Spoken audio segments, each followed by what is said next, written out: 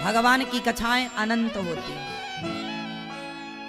तो सुनो, जब भगवान राम प्रकट भये और विवाह करने जब जनकपुर गए। जय श्री कृष्ण दोस्तों, राधे राधे। आप अनिरुद्धाचार्य जी महाराज के द्वारा ये राम जी की कथा का वर्णन जरूर सुनिएगा लास्ट तक। ये कथा बहुत अच्छा लगेगा आपको सुनने में। कितने सुंदर हैं। क्या कभी ये हमारे पति होंगे? अच्छा, राम को देखकर भला कौन ना चाहेगा कि ये मेरे पति बन जाए। जैसे मीरा ने पति भाव से चुना, भाव से माना, ऐसे ही भगवान को देखकर जनकपुर की सखियों ने कहा, क्या राम भी मेरे पति बनेंगे? तो राम ने आशीर्वाद दिया कि देखो, तुम्हारे मन में इच्छा है, मैं पूरी करूंगा, पर इस जन्म में नहीं। तुम्हारी मन की कामनाएं पूरी करने के लिए मैं अगले जन्म में कृष्ण बनकर आऊंगा और तुम सबसे विवाह करके तुम्हें पत्नी बनाऊंगा। दोस्तों, अगर हमारे चैनल को पहली बार हैं, इसलिए राम की एक पत्नी हुई, वीडियो को लाइक करके शेयर जरूर से कीजिएगा। बहुत पत्नियां हुई। क्यों? क्योंकि उन नारियों ने भगवान को पति रूप में चाहा। तो भगवान का तो धर्म है कि आप जो चाहो वो देना पड़ता है। आप मीरा ने पति रूप में चाहा तो भगवान को पति बनकर मीरा की इच्छा पूरी करना भगवान का धर्म है या नहीं? बोलो। मीरा ने कृष्ण को पति रूप में भजा तो मीरा गलत थी कि सही थी? जोर से। तो जनकपुर की सखियों ने राम को पति रूप में देखा तो वो सखियां सही थी कि गलत? अगर आप लोग को महाराज तो अब राम को पति बनकर मिलना चाहिए में कि नहीं राधे राधे मिलना जैसे चाहिए? कृष्ण जरूर लिखिएगा। हाँ, तो राम उनके कारण पति बनकर के आए, इसलिए राम का कृष्ण बनकर के आना तभी फिक्स हो गया था। ये पहला कारण। दूसरा कारण सुनो। बात ऐसी थी कि राम जी से विवाह करने सूपनखा आई। कौन आए? रावण की बहन का नाम क्या था? क्या नाम था? सूपनखा, रावण के बहिनी। सूपनखा राम से कहती है, आप बहुत सुंदर हैं, हमसे विवाह कर लो। अच्छा, विवाह का प्रस्ताव लेकर आई सूपनखा।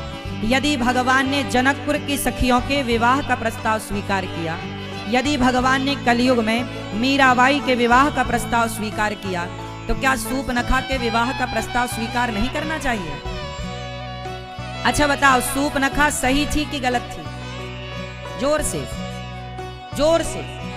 दोस्तों, इस वीडियो के माध्यम से राम कथा को देख में करके पति भाव जाग जाना, राय जरूर कीजिएगा, कमेंट जरूर कीजिएगा कि क्या आपको लग रहा सही है गलत। चाहा तो गलत क्या था? लेकिन सूपनखा ने एक गलती कर दी कि राम को तो चाहा पर सीता मैया को नहीं चाहा। रावण ने भी एक गलती कर दी कि सीता मैया को तो चाहा पर राम को नहीं चाहा। जैसे रावण ने सीता मैया को चुराया, ऐसे ही राम को चुरा के भी ले गया होता तो रावण की जय जयकार होती। इसलिए हमारे सनातन में युगल उपासना है। कभी सीता की अकेला सीता सीता कोई नहीं जपता और अकेला राम राम कोई नहीं जपता। सीता राम सीता। इसलिए हम लोग युगल उपासना करते हैं। कौन सी उपासना? इसलिए हमारे मंदिरों में अकेले राम नहीं होते, सीता के संग राम होते। अकेला कोई भी शंकर जी का मंदिर नहीं होगा, वहां पार्वती जरूर होंगे। कोई भी मंदिर राधा के बिना ना होगा। कन्हैया का मंदिर कोई अकेला है जहां राधा ना हो? हाँ, मेरी माँ, हम सनातनी युगल उपासना करते हैं। कौन सी उपासना? युगल मतलब दोनों, लक्ष्मी नारायण, सीता राम, गौरी शंकर, राधा। अब सुनो आगे। तो सूपनखा ने कहा कि हम आपको विवाह करना चाहते हैं। बाद में नाक कटी क्योंकि सीता माँ को स्वीकार नहीं किया। लेकिन राम के मन में लगा कि नहीं, गलत हुआ। आपको पता है वही सूपनखा द्वापर युग में क्या बन के आई? बता सकते हो आप? नहीं। दोस्तों, अगर आप लोग जानते हैं द्वापर युग में कुब्जा क्या बन बन के अपने कमेंट जरूर क्या बनकर कमेंट कीजिएगा अपना राय को। कुब्जा, वो कुब्जा जो मथुरा में कंस का चंदन घिस के जा रही थी। भगवान ने कहा, सुंदरी थोड़ा मुझे भी चंदन लगाओ। तो भगवान ने उसकी कुबड़ ठीक करी और कुरूपवान से स्वरूपवान बनाया। यही कुब्जा पिछले जन्म में सूपनखा थी। राम से पति भाव लग गया उसका।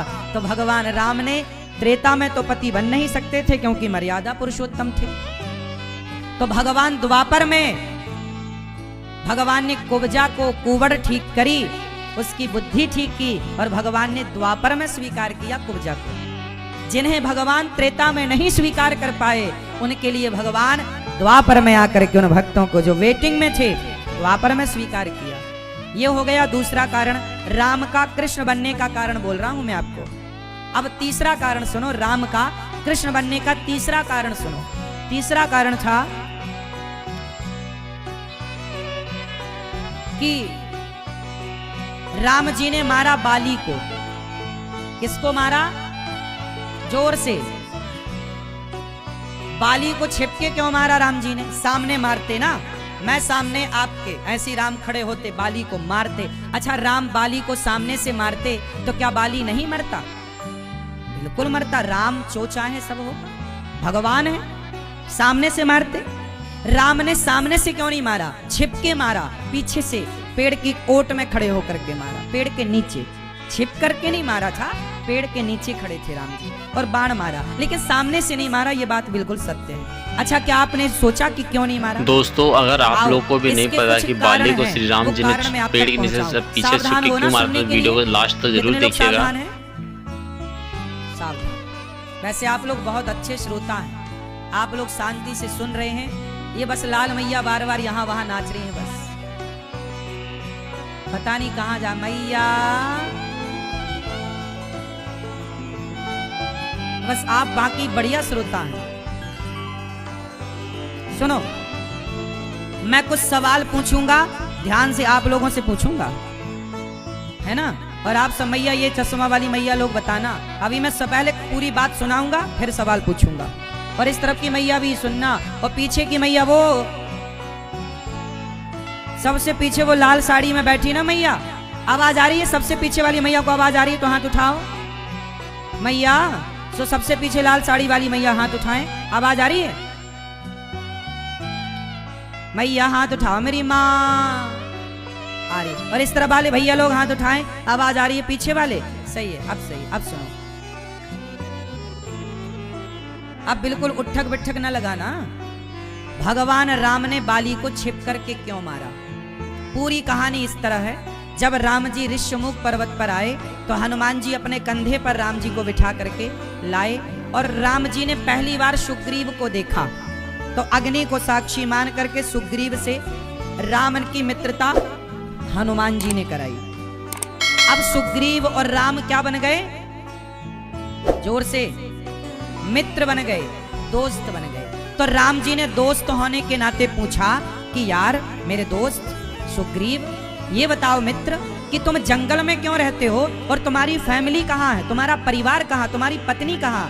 तब सुग्रीव ने रोते रोते बताया कि मैं किष्किंधा में रहा करता था, मेरा एक भाई था, बाली उसका नाम था। एक दिन मेरे गांव में एक बहुत बड़ा मैं नाम का दानव आया और उसने मेरे भाई से लड़ने की इच्छा जाहिर की। तो मेरा भाई बाली भी बहुत बलवान था, तो मैं नाम का दानव बाली को देखकर भागा, तो मेरा भाई भी भागा और दोनों एक गुफा में जाकर घुस गए। मैं वहां पर खड़ा रहा। मेरे भाई बाली ने कहा कि भैया तुम 15 दिन तक मेरा इंतजार करना, यदि मैं 15 दिन में आ जाऊं तो समझ लेना कि मैं आ गया, और नहीं आऊं यहाँ तो देखने के लिए हमारे वीडियो को धन्यवाद दोस्तों। इसका अगला पार्ट आगे मैं दूसरी वीडियो में दिखाऊंगा, तो वीडियो को लाइक कर दिएगा, चैनल को सब्सक्राइब जरूर से कर दीजिएगा, शेयर जरूर कीजिएगा। राक्षस ना जीत जाए, बाली जीते तो बढ़िया था, लेकिन दोनों गुफा में घुसे, सुग्रीव खड़े रहे।